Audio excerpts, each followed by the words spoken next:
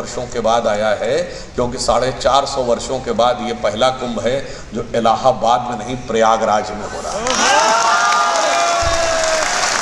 ये 450 साल के बाद का पहला कुंभ है जब अक्षयवट किले की दीवार में बंद नहीं है, वो खुला स्वतंत्र है, कोई भी जाकर वहां श्रद्धा से सर झुका सकता है। ये 500 साल के बाद का पहला कुंभ है जब भगवान श्री रामलला विराजमान पूर्ण प्रतिष्ठा के साथ मंदिर में स्थापित हैं, और अब जिले का नाम फैजाबाद नहीं अयोध्या है। ये 350 साल के बाद का पहला कुंभ है जब भारत में औरंगजेब के नाम पर बने हुए महाराष्ट्र के जिले औरंगाबाद का नाम अब औरंगाबाद नहीं है, छत्रपति संभाजी नगर है। ये एक और दृष्टि से पहला कुंभ है। मैं कह सकता हूं हजारों सालों से कुंभ होता आ रहा है, पर शायद हजारों सालों में भी ये अलग प्रकार का कुंभ और शिवरात्रि आई है। ये अलग प्रकार का कुंभ इसलिए है कि चांद के अछूते कोने दक्षिणी ध्रुव पर पहुंचने वाला भारत दुनिया का पहला देश बना, उसके बाद का ये पहला कुंभ है। और उस पॉइंट का नाम प्रधानमंत्री श्री नरेंद्र मोदी जी ने क्या रखा? पॉइंट शिव शक्ति। और यह भी, ये शिव शक्ति का कॉन्सेप्ट कहां से आता है? इसी काशी की धरती से। जब आप नारा क्या लगाते हैं? नमः पार्वती पतये हर हर। सिर्फ हमारे यहाँ ही शक्ति की आराधना है। दुनिया की बाकी सारी सभ्यताओं में पुरुष, ईश्वर सिर्फ पुरुष है, स्त्री तत्व का कोई स्थान नहीं है। हमारे यहाँ शिव और शक्ति दोनों समान रूप से आते हैं। और एक और बात समझिए, सिर्फ हमारे यहाँ अर्धनारीश्वर की भी परिकल्पना है।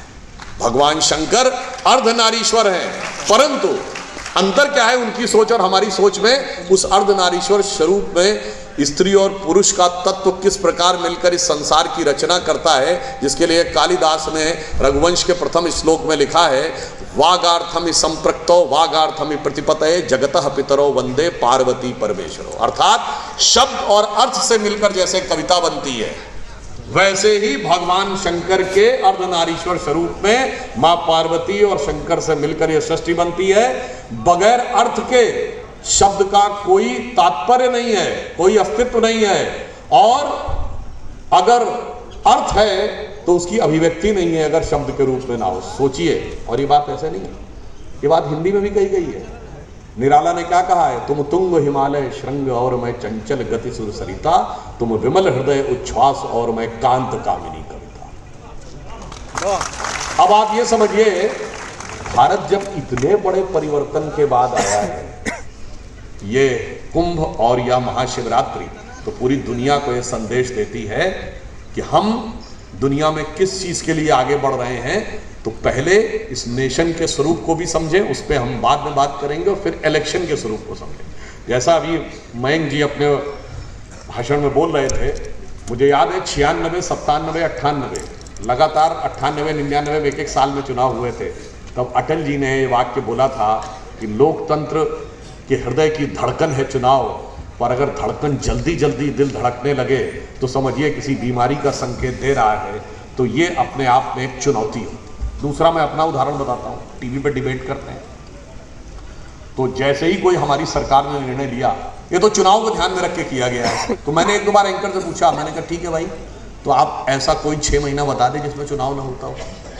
भाई 2024 का चुनाव हुआ, उसके बाद अगले 3 महीने में हरियाणा और कश्मीर, उसके अगले 3 महीने में महाराष्ट्र का चुनाव और झारखंड का चुनाव, वो खत्म नहीं हुआ, दिल्ली का चुनाव, इसके बाद 2025 के अंत में बिहार का चुनाव, उसके बाद आएगा तो असम और बंगाल का चुनाव, 26 के एंड में केरल और तमिलनाडु का चुनाव, 27 के शुरू में उत्तर प्रदेश और गोवा और पंजाब का चुनाव। तो भाई ये तो कोई एक भी आप 6 महीना नहीं बता सकते। और इसका फर्क क्या पड़ता, मैं एक छोटा सा उदाहरण बताना चाहता हूँ जिसको समझने की जरूरत है पहले, फिर हम उन टेक्निकल पॉइंट्स पर भी बात करेंगे। देखिए, पीछे था, कोई जाके चेक कर ले, चाइना का फॉरेन एक्सचेंज रिजर्व $2.7 बिलियन था और हमारा $7.8 बिलियन था 1980 का। चाइना ने अपने को खोला 78 में, आगे बढ़ता चला गया। 1987-88 तक हम और चीन बराबर थे। फिर 1989 से 2014 के बीच में क्या हुआ कि चीन हमसे बहुत आगे निकल गया। उसमें एक बहुत बड़ा कारण ये था कि 89 से 2014 के बीच में भारत में अस्थिर सरकारों का दौर रहा, गठबंधन की सरकारों का दौर रहा, सही कड़े निर्णय नहीं लिए जा सके और अनेक प्रकार की बाध्यताओं के बीच में निर्णय होते थे। अनेक बार सरकारें एक साल में गिर गई। 1997 का ऐसा वर्ष रहा जब एक वर्ष में 2 बार सरकार गिरी। पहले देवेगौड़ा जी प्रधानमंत्री थे, फिर गुजराल जी प्रधानमंत्री बने और वो भी 97 समाप्त होते होते चले गए।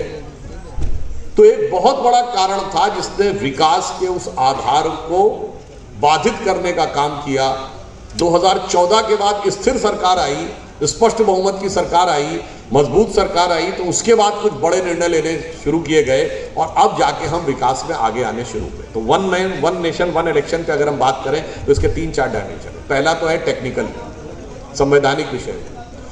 दूसरा पक्ष है प्रशासनिक और वित्तीय अधिकार, और तीसरा है इसका राजनीतिक प्रभाव, और चौथा है इसका सामाजिक प्रभाव। अब पहले संवैधानिक दृष्टि से देखें। भाई, जो लोग ये कहते हैं कि वन नेशन वन इलेक्शन संवैधानिक दृष्टि से अनुचित है, तो वो हमारे संविधान निर्माताओं का मजाक नहीं उड़ा रहे। जब इस देश में संविधान बना और संविधान के तहत पहला चुनाव हुआ तो संविधान निर्माताओं ने तय किया था ना कि सारे चुनाव एक साथ होंगे। तो जो कोई ये कहता है कि साहब सारे चुनाव एक साथ नहीं होने चाहिए, तो वो संविधान सभा के द्वारा लिए गए निर्णय, संविधान सभा के मंतव्य का सीधे सीधे मजाक उड़ा रहा है। और मजे की बात है, कहे कौन लोग रहे। 1952 से 67 तक चुनाव लगभग साथ होते थे। उसके बाद गड़बड़ क्या हुई, 68-69 में अंतरात्मा की आवाज जाग गई। आप सबको याद हो, भारत के इतिहास का इकलौता उदाहरण है, आरोप लगाते हैं लोग कि दूसरे दलों की सरकारें गिरा दी गई। अपनी पार्टी के ऑफिशियल कैंडिडेट को हरवाने का काम यदि किसी पार्टी में हुआ तो 1968, 67 की 69 की शायद बात है, जब नीलम संजीव रेड्डी जी कांग्रेस के ऑफिशियल राष्ट्रपति पद के उम्मीदवार थे। श्रीमती इंदिरा गांधी जी प्रधानमंत्री थी और उन्होंने अपनी पार्टी के राष्ट्रपति के आधिकारिक उम्मीदवार के खिलाफ अपनी पार्टी के सांसदों से कहा कि अंतरात्मा की आवाज पर वोट दो, और अपने कैंडिडेट को हरवा दिया। उसके बाद अनेक राज्य सरकारें गिर गई। फिर अंतरात्मा की आवाज ऐसी जगनी शुरू हुई कि धड़ाधड़ सरकारें गिरती नहीं। फिर कोई इधर पार्टी से छोड़ के दूसरे में जाता था, दूसरे से छोड़ के तीसरे में चला जाता था, और सरकारें अस्थिर होने का दौर शुरू हो गया, जिसको आप आया राम गया राम वो कहते थे, वो विषय शुरू हो गया। आखिर में स्थिति आई कि 80 के दशक में दल बदल विरोधी विधेयक लाना पड़ा, जिसमें 1/3 का प्रावधान था। उसके बाद भी चीजें रुकी नहीं, तो फिर ये स्थिति आई कि अटल जी के सरकार में और कड़ा दल बदल विरोधी विधेयक आया। और फिर सिर्फ इतना ही नहीं था, आपको यदि सब लोगों को अगर ध्यान हो, धारा 356 का उपयोग कितनी बार हुआ है, बड़ी बात नहीं है। धारा 356 के थ्रू अपनी पार्टी की सरकार बर्खास्त करने का उदाहरण सबसे पहले नेहरू जी के जमाने में पंजाब की कांग्रेस सरकार, नेहरू जी की सरकार ने बर्खास्त की। अब उसके बाद जब